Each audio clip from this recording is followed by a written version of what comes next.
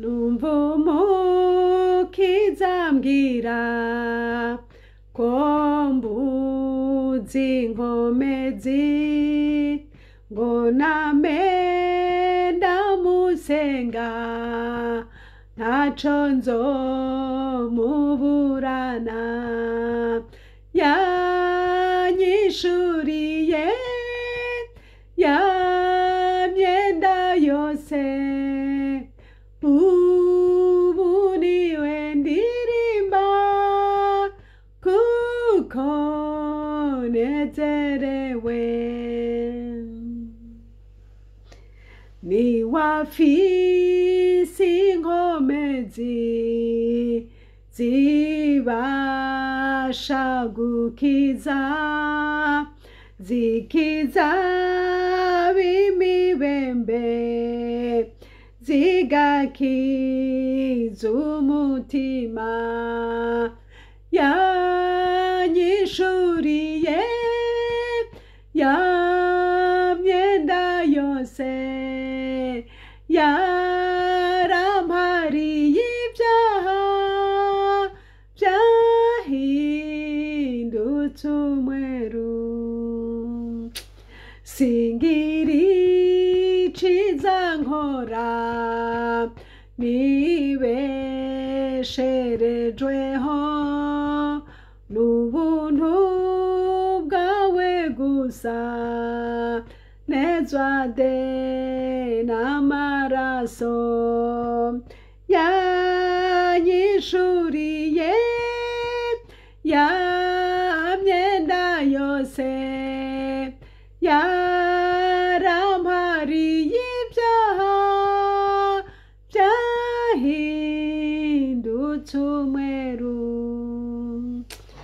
nasa n'uwahwereye mu mutima wanje Yesu yarawuzuye arawukomeza pe yanyishuriye ya myenda yose yarampariye ibyaha byahindutse umweru imbere ya ntebe nzohagararayo nzojana y'iminyago ndayihereze Yesu yanyishuriye ya myenda yose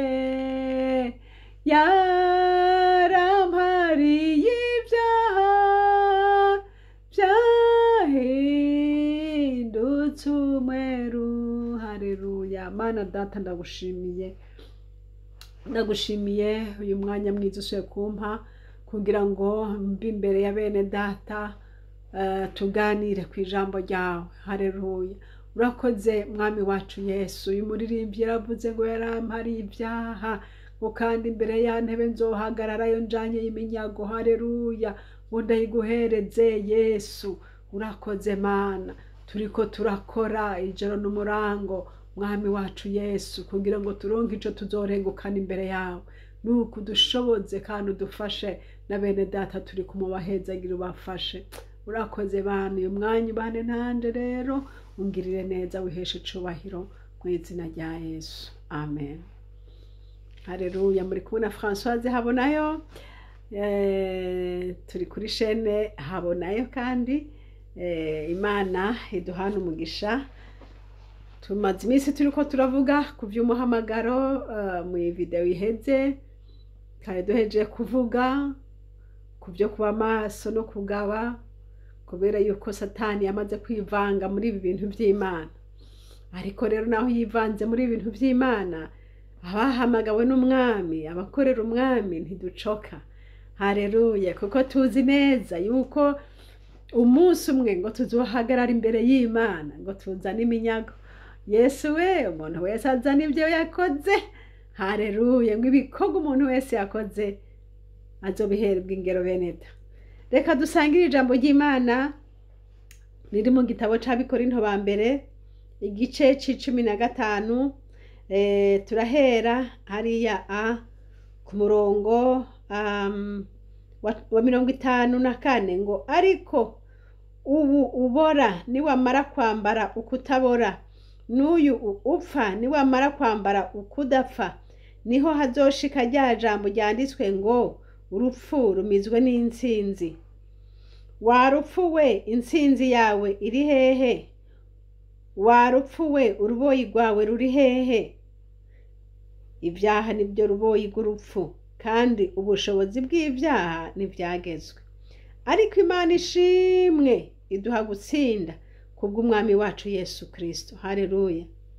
Nuko bene data nkunda, mukomere ntimunyiganyige, murushizeho iminsi yose gukora ibikorwa by'umwami wacu, kuko muzi yuko uburuhe bwanyu atari ubw'ubusa mu mwami. Imana nihabwe icubahiro.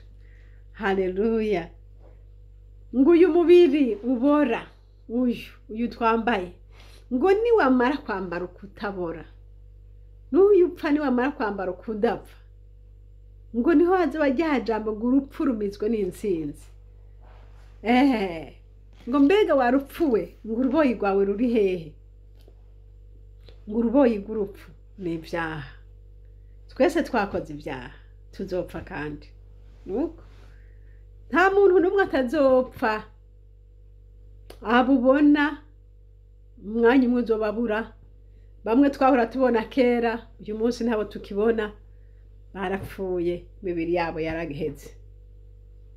Ariko abakiriho, abagihumeka, sinzi iminsi usigaje, ntuzi iminsi nsigaje, kovya. Muririmbyi duheje kumva yavuze ngo imbere ya ya ntebe, haleluya, ngo nzohagararayo ngo njanye iminyago. Imana ishimwe. Aha naho tubonye ngo nuko mukovye. Gukovya no gukora umuntu anyarutsa. Ngo nuko bene data ngo mukomere ntimunyiganyige, ngo murushirizeho iminsi yose gukora ibikorwa by'umwami wacu. Ngo dukomere ntitunyiganyige. Bya jambo twasoma kare twabonye ngo mugire inkomezi. Nubu naho bivuze ngo mukomere ntimunyiganyige. Ni gute umuntu yokomera ntanyiganyige? Ni iki kidukomeza? Dukomezwa n'ijambo ry'Imana, dukomezwa no gusenga, dukomezwa no kuba mu by'Imana, dukomezwa no kuba mu buntu bw'Imana, dukomezwa no kuba mu ijambo. Wa muntu udasenga, wa muntu udasoma ijambo ry'Imana, uzohagarara gute? Fata umwanya usenge, fata umwanya wenyene ube imbere y'Imana. Ijambo ry'Imana ryavuze ngo murushirizeho iminsi yose gukora ibikorwa by'umwami wacu. Haleluya. Yesu adushoboze gukora ibikorwa by'umwami wacu. Mwene data ndakwifuriza kurushirizaho gukora ibikorwa bya data. Ntukabe umukristo wo kwicara mu rusengero gusa. Oya, umukristo akora. Akora. Ushaka kuvuga ngo eka nta bandaritse ngo nta nkora ibiki. Ibyo gukora si ukuvuga ngo ni mpaka babe babikurarikiyemo. Niwaja gusuhuza mwene data gwaye, nta muntu abwiza kubaza kubare ngo nakaragwaye gene umusuhuze. Kugemurira umuntu uzi ko afise ikibazo, afise ibya kenye, nta uzokubaza ngo banzuge n'umushire. Kuraba umuntu mu bitaro, gusengera abakozi b'Imana, ivyo byose nibikorwa. Kuraba imfuvyi n'abapfakazi, ibyo byose nibikorwa. Gupfukama imbere yawe ugasenga, gupfukama imbere y'Imana ugasenga. Data abona mu mpisha azoguhera. Haguruka mwene, haguruka, reka ubunebwe.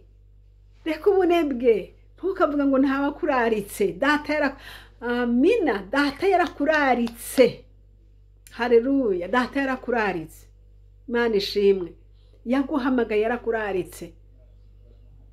kuko ijambo ry'Imana ryaravuze ngo tugende tubwire abaremwe bose ubutumwa bwiza. Aho mu mihani wanyu hariho umuntu atagira ikintu, atagira umuntu adodora, atagira umwana, atagira iki. Aho mu mihani wanyu aho nyene, aho iruhande yaho aho nyene aho. Haguruka korera Imana. Saba Yesu akugurura amaso. Uraza kubona ko ibikorwa ari byinshi cyane byo gukora. Imana ishimwe.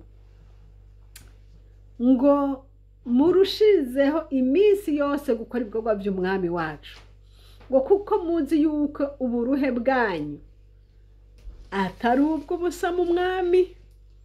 Uyo mwanya ufata uwo mwanya ukorera Imana si iby'ubusa. Dufise Imana yishura, dufise Imana, haleluya, dufise Imana itibagira ibikorwa umuntu ayikorera.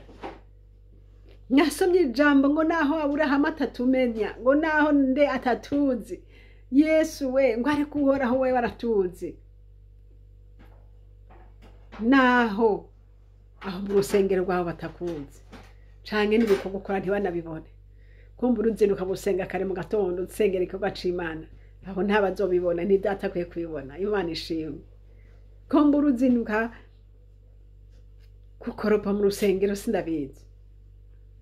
Uko kose ubigenze, kora.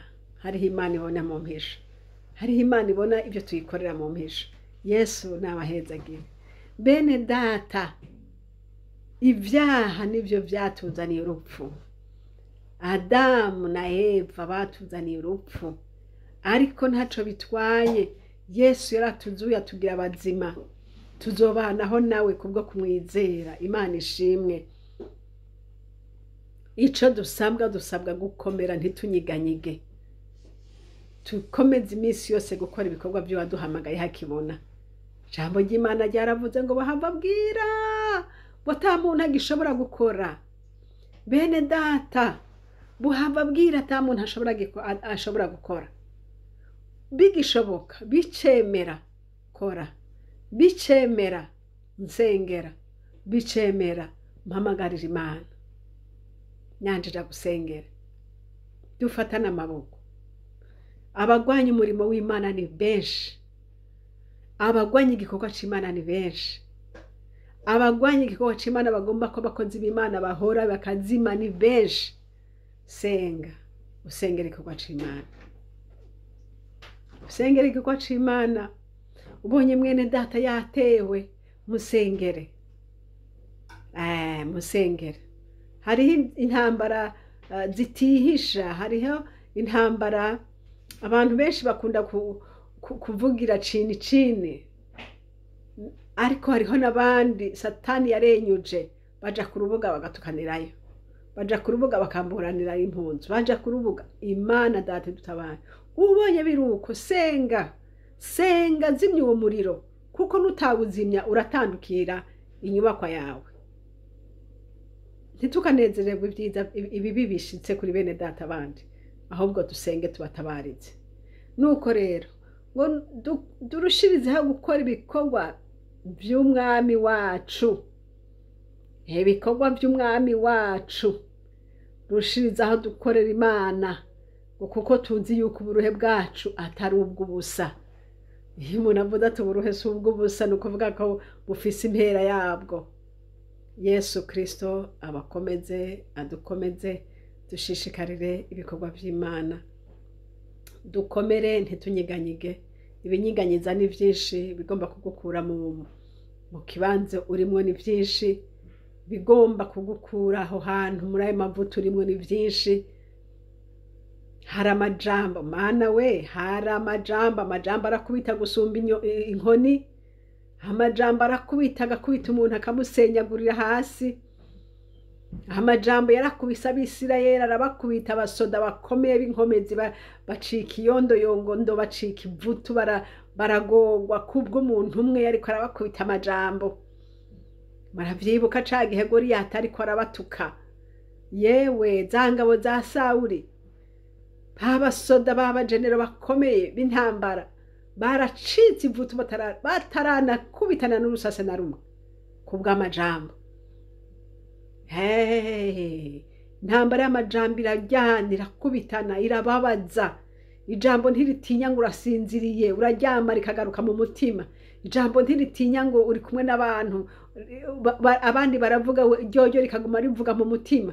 Mu izina rya Yesu, Yesu akuneshereze, akuneshereze intambara z'uburyo bwose, intambara z'uburyo bwose, intambara z'amajambo zihwame zizime mu izina rya Yesu Kristo.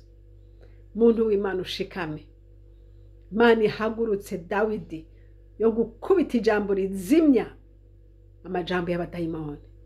Imana iguhagurukirize Dawidi yo gusekura no gusangangura no kumeta fin ivyo vyose umwasi yakije mu ruhande rwawe. Yesu akugwanire kandi agutsindire. Haleluya. Intsinzi yacu ni Yesu. Uwo niwe twizigiye, uwo niwe turanga, niwe tuhanze amaso, niwe yavuze ati mukomere ntimunyiganyige. Imana ishimwe, ukomere mukozi w'Imana, wambara inkomezi, ugenda unesha mu izina rya Yesu. Amen. Urakoze Mana, urakoze Yesu kuko uri kumwe natwe, urakoze kuko uri kumwe n'abantu bawe. Hezagira abakozi bawe Mana, abakozi b'Imana wahamagaye mu gihe nk'iki, gihe kigoye, ubashigikire, ubagwanire, ubaneshereze mu izina rya Yesu Kristo. Amen. Mwari kumwe na Françoise Habonayo.